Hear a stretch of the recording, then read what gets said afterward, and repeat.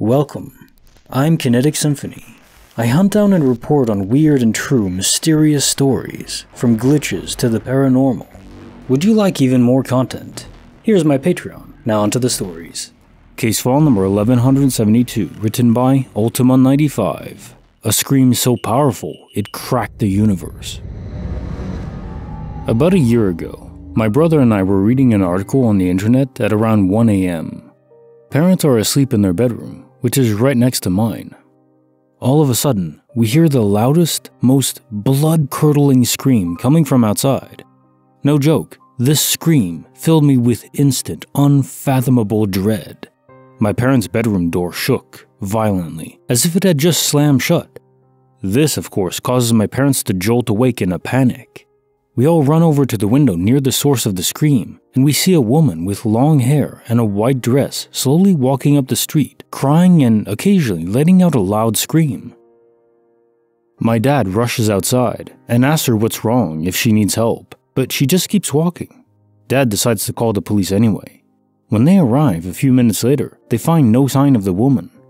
Also, I recently heard the same scream at around the same time of night, although it didn't wake my parents this time, and I was too scared to look out the window. Still not sure what I was witnessing. Case notes are file 1172. A scream so powerful, it cracked the universe. So right, a lady in a white dress. She's seen all over the place. One where she was randomly crossing a freeway, still barefoot too. Even tried to open the car door in that story. And then she's just gone. In folklore, that scream is tethered towards the passing of a loved one. Maybe it doesn't have to be a blood relative though. Perhaps a friend? Maybe this is all related to banshees. And, maybe banshees don't look disfigured and horrific like monsters. Maybe they look like ladies in a white dress. Maybe they're spirits that lingered behind and have since gone insane in a certain sense, especially when they detect death. My guess, someone in your neighborhood died and that's why the scream erupted. And then again the second time it happened. Depending on the range of this detection radius of the banshee, because of course people are dying all the time, it's kind of crazy how many people die per year. Something like 60 million people globally die every single year. That's 2 every single second. That's a lot of people. So obviously banshees aren't screaming every single second of the day, so there's a limited range in which they detect it, if this theory is true. Case file number 1173, written by Jick0006, The Unreal Human Darkness. I was in college on a road trip with my 2 best friends. We stopped at a fast food place to eat lunch. After I place my order, I'm standing back, waiting for them to call my number, and I get this really weird feeling, like I'm not safe, and it's coming from the worker across the counter. I'm just absolutely petrified by this dude, paralyzed. Then, all of a sudden, as I'm looking at him, he gets this crazy black aura all around him. The best way I can describe it is that he had a cloud of black smoke all around him. Time stops, and I look over at my 2 best friends. They're paralyzed as well. I said to them, "Something is wrong here. There's something wrong with this man. Something is fricked up." They just shake their heads yes.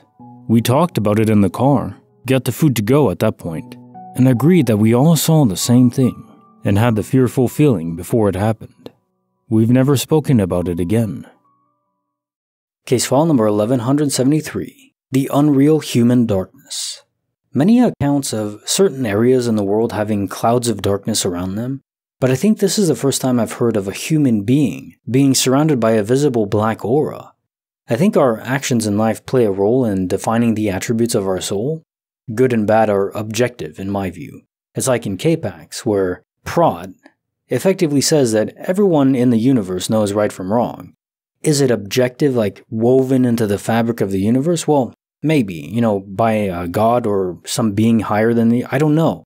But I do know everyone knows what it is. Don't harm others, be honest, don't steal, that kind of stuff. So if you constantly go against the grain of what you're supposed to do and how you're supposed to behave, I think it does affect your soul, and maybe even to the point of altering the color that others can see. Maybe it was so potent in this case that it just couldn't be contained. It's almost like a feedback loop that isn't felt by the abuser, but it does affect their soul. And maybe if you're so evil as a human, a certain threshold point crosses and your soul can't contain its own energy anymore, and there are bleed-through events like this where it leaks out. It's crazy. Case file number 1175, written by Sexy Chicken Lips, the eerie synchronicity of two family tragedies. On September 30th, 2001, my husband, our daughter, and I were going back from a weekend fishing trip. We were all very tired from night fishing. Our 5-year-old daughter was laying down asleep in the back, seatbelt on. I had my seat reclined and he was driving. I was half asleep and felt the car braking hard. I got up just in time to see that my husband had missed a stop sign and was entering a major highway intersection.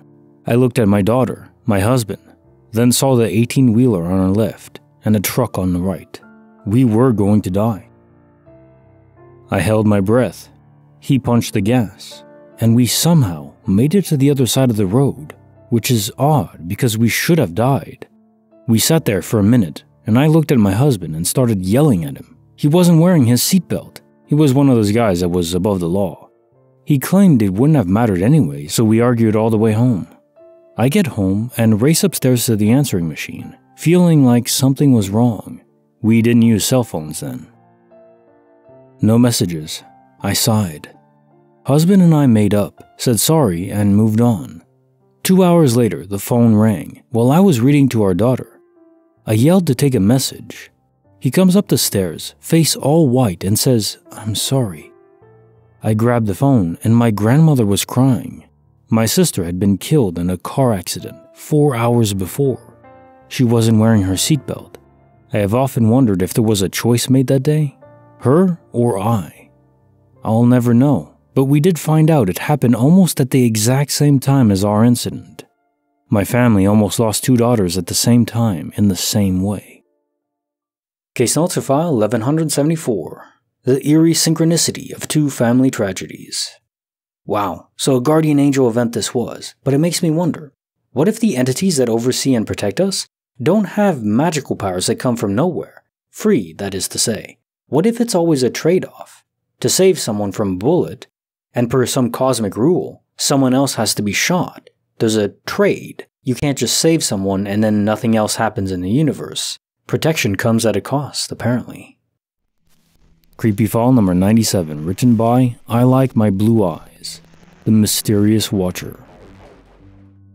20 years ago, when I was 8 and living in San Diego, California at the time, my dad was in the Navy and we lived in military housing.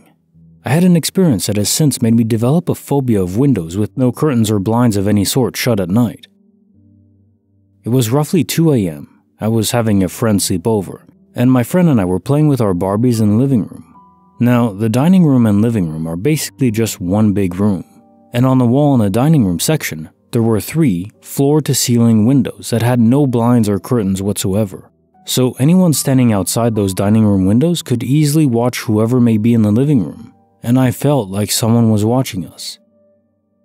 I turned my head to the right and was greeted by a sight that I will always remember. It may not sound gruesome in description, but to an 8-year-old, there stood a man, a white man. I know this because he was wearing a dark blue short-sleeved t-shirt that had a pocket on one side of the chest, so I was able to see his bare forearms, which were also quite hairy. He wore a black ski mask and black gloves. He had his face pressed up to the window with his hands on either side of his face to block out any glare from the streetlights, watching us with such intent. I screamed my little 8-year-old head off and curled into a ball. My friend is doing the same. Sobbing, she asked what we were to do. I said that we were going to count to 3 and run upstairs to get my dad. We began counting, but I only made it to 2 and I was hightailing it up those stairs. My friend was hot on my tail. We bursted into my dad's room in hysterics, screaming about a man staring at us through the window. He didn't hesitate to jump out of bed and race out to the backyard, where the man would be standing. Of course, by the time my dad got there, the man was gone. Years later, I am retelling this account to my mom. My parents were divorced, but she lived in the area and remembers hearing about a deviant on the loose right about that time in that area. Was it him? Case notes for the creepy file number 97, the Mysterious Watcher. So yeah, like 2 stories ago, some men are just out there and they're evil. Make no mistake about it. It's not ethereal demons we have to fear. It's mankind. Some people. A very small segment of them. I'm a positive person. I like to keep reality in perspective.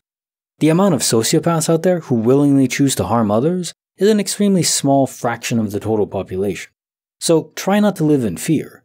But do take basic precautions, so if the worst does happen, you'll be safe. Or in this case, just have blinds on your windows. That's just a basic privacy thing.